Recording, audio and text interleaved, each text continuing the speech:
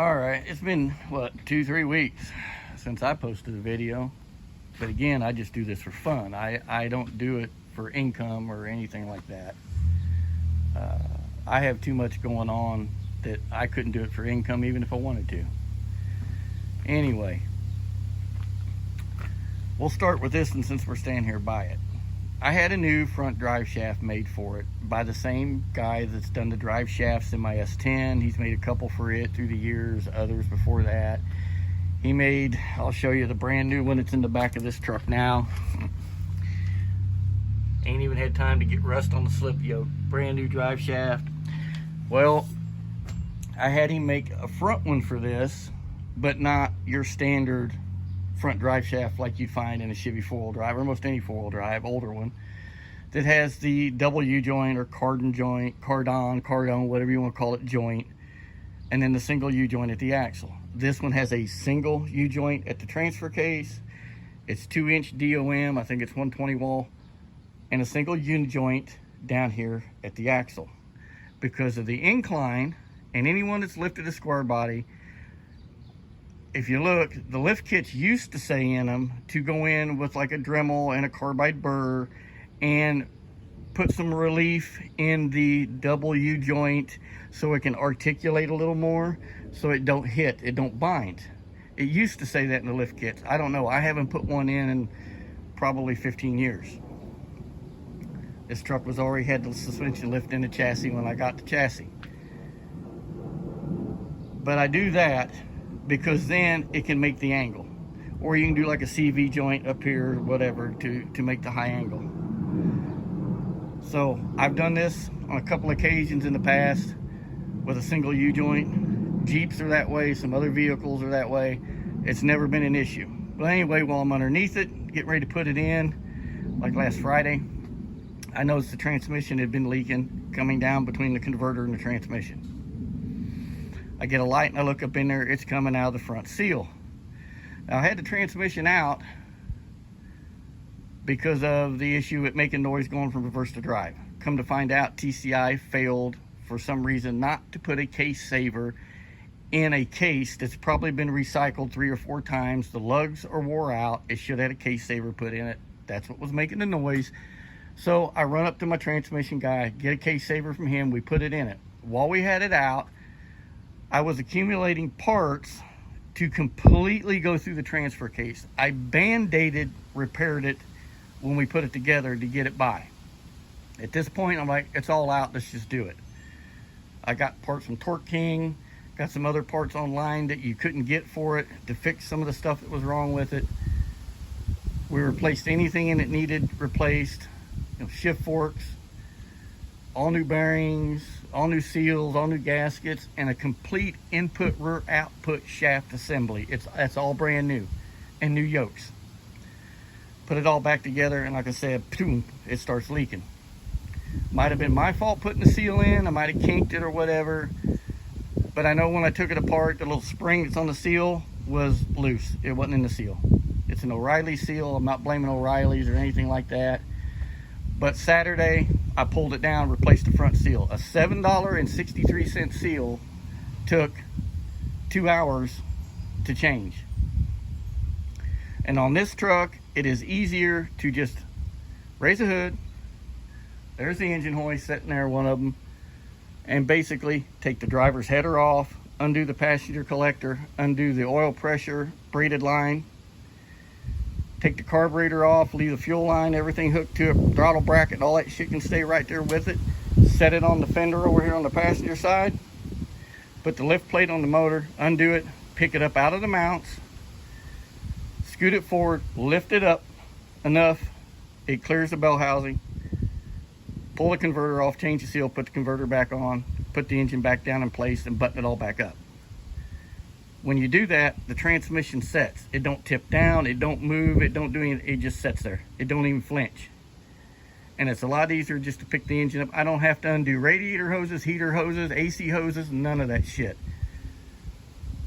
After I did it the first time, and I learned that the heater hoses and radiator hoses would move, power steering hoses for the Hydro Boost, AC lines, all that was made long enough I could move it after they were put on.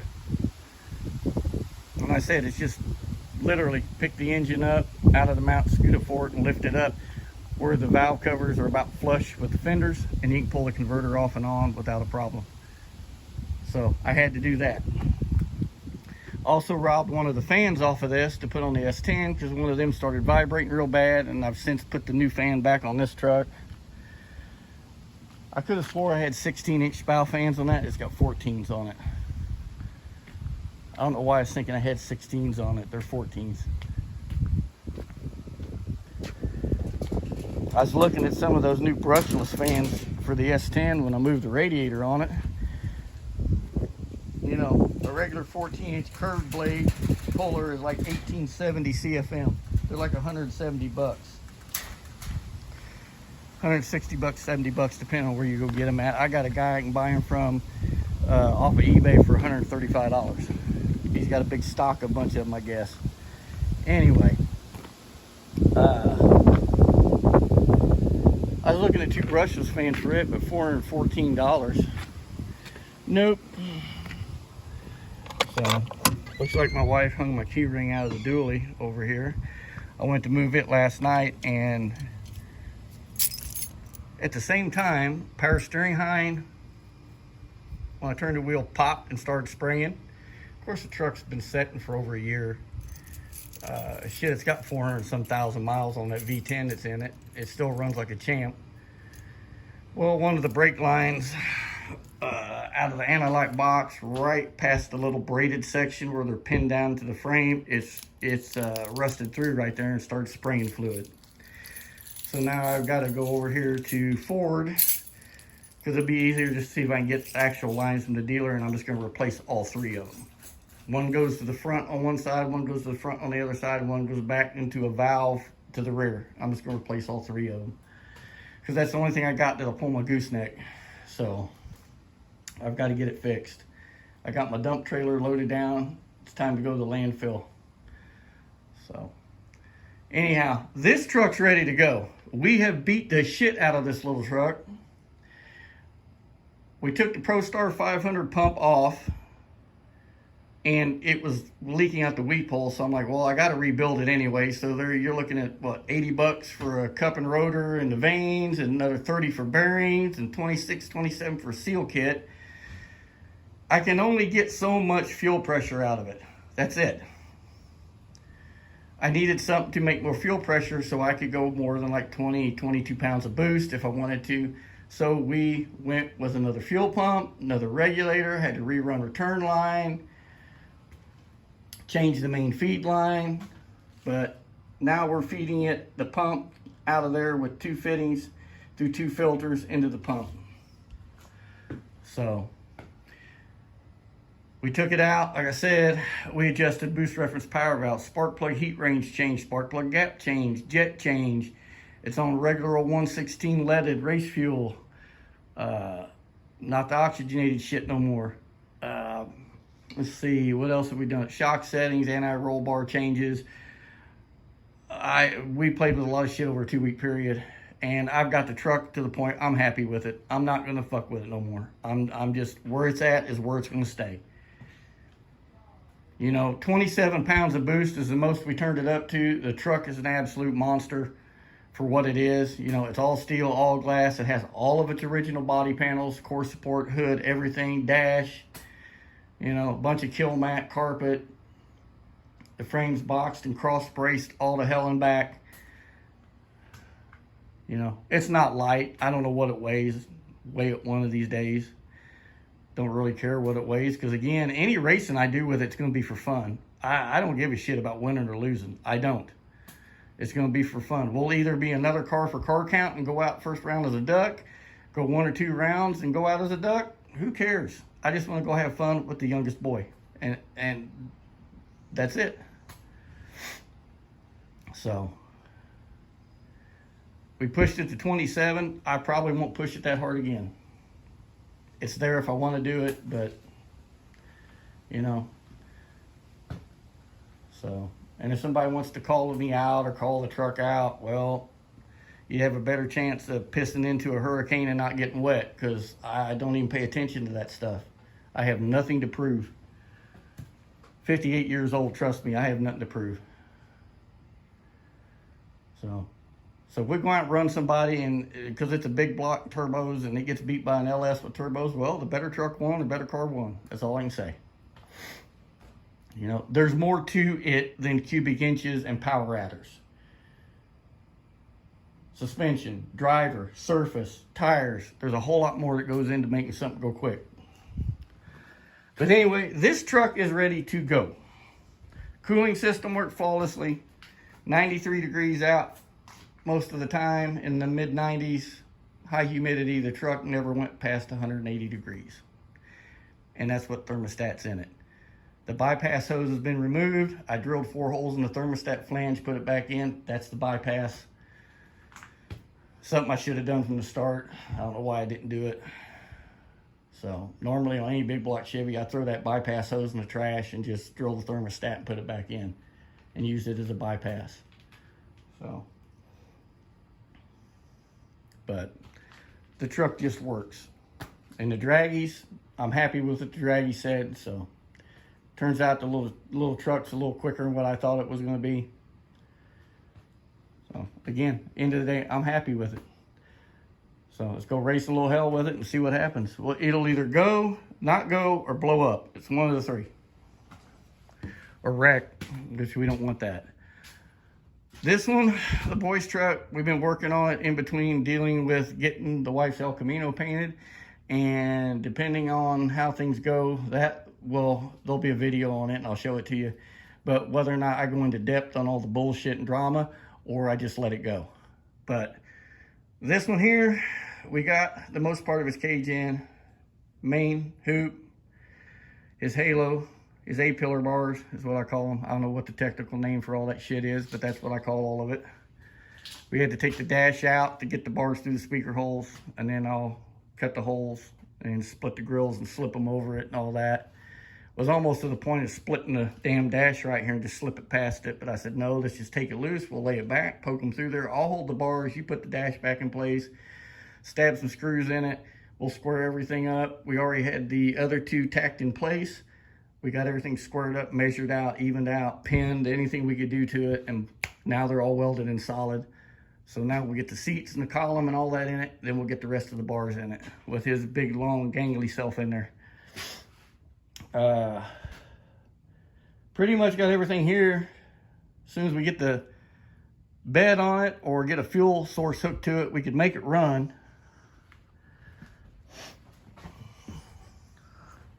But we're waiting because we need to put, for now, we stabbed this under it just so we could roll it back and forth. And we denutted the springs. We took the overload off to see if it in a 4-inch block would give us 5 inches, and it does.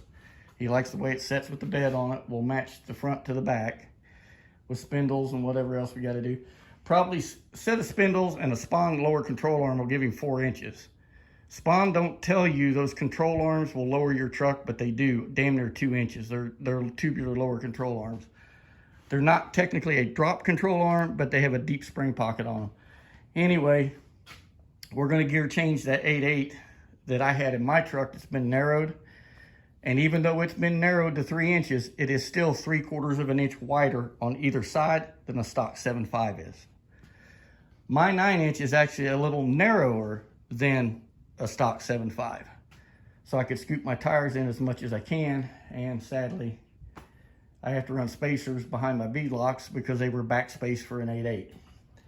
But as soon as we get the gears, get here, we'll do that. I'll swap the ring and pinion and everything out, put it back together. We'll slip it under here with the new lowering springs. Of course, we'll beat the bushings. It won't take but a minute to pop them out for the sliders.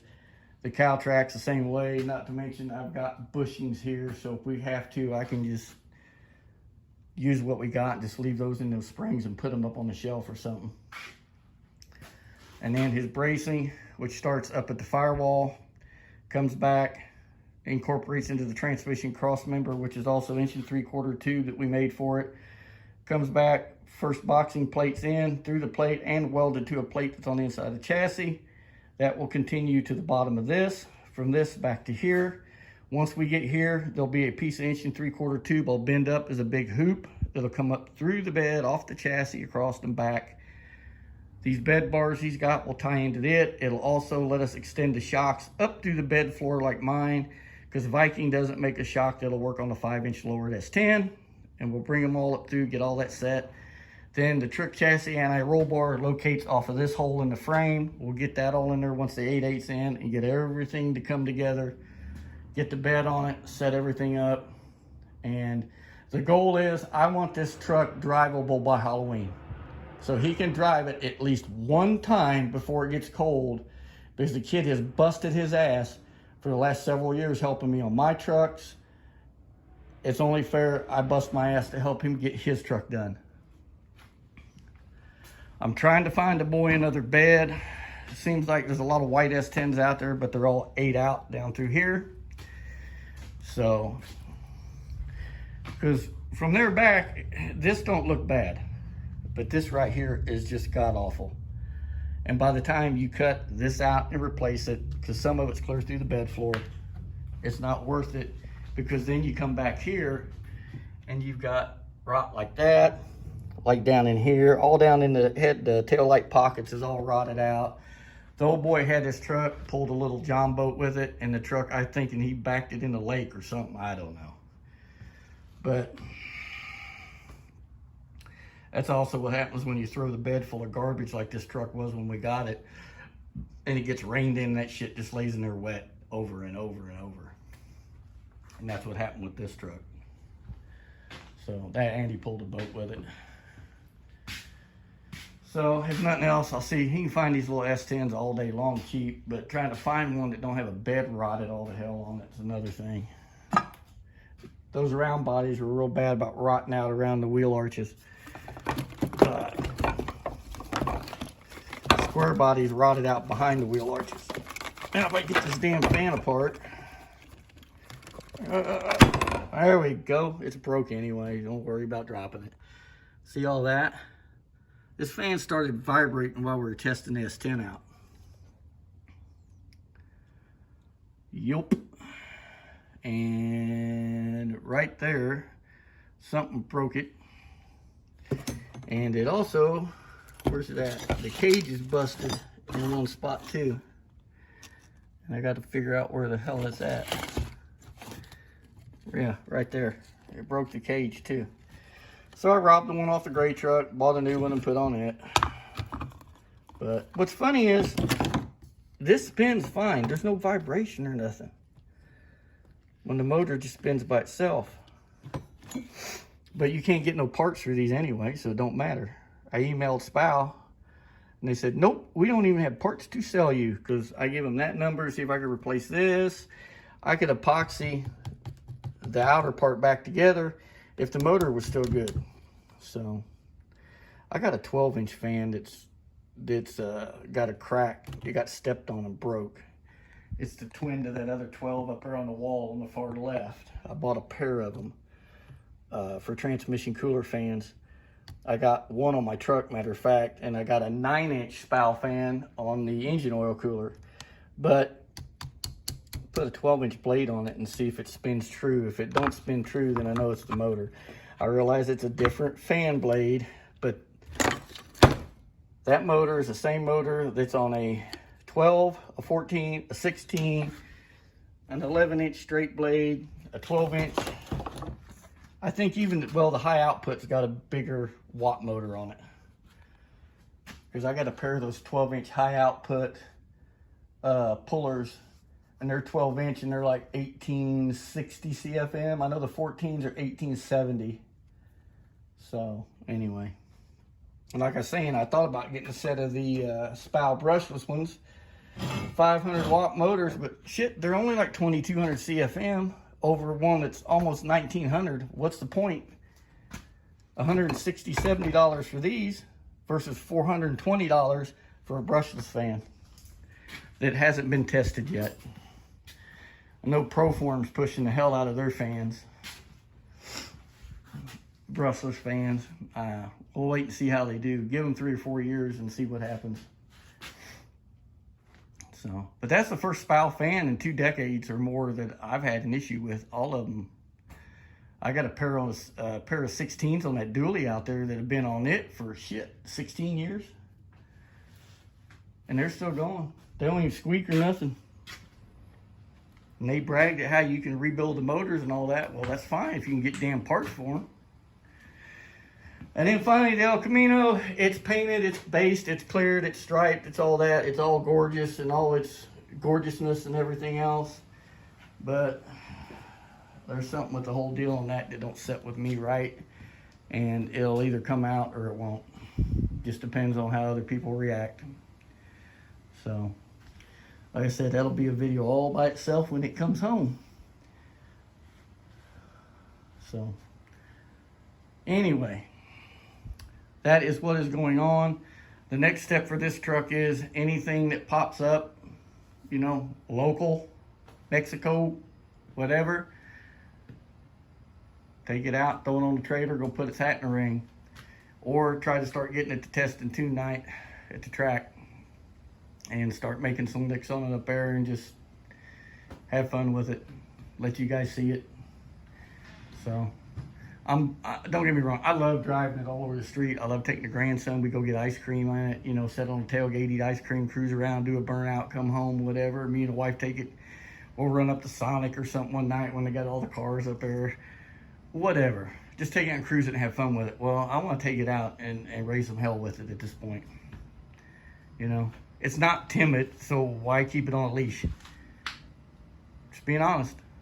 So, anyway, that's what's going on. I'm going to cut this off. I'm sweating my ass off. It's hot. It's humid. It's supposed to rain this evening. If it don't rain, I might get it out and run it around a little bit. If I do, I'll film it and let y'all see it. If not, I won't. So,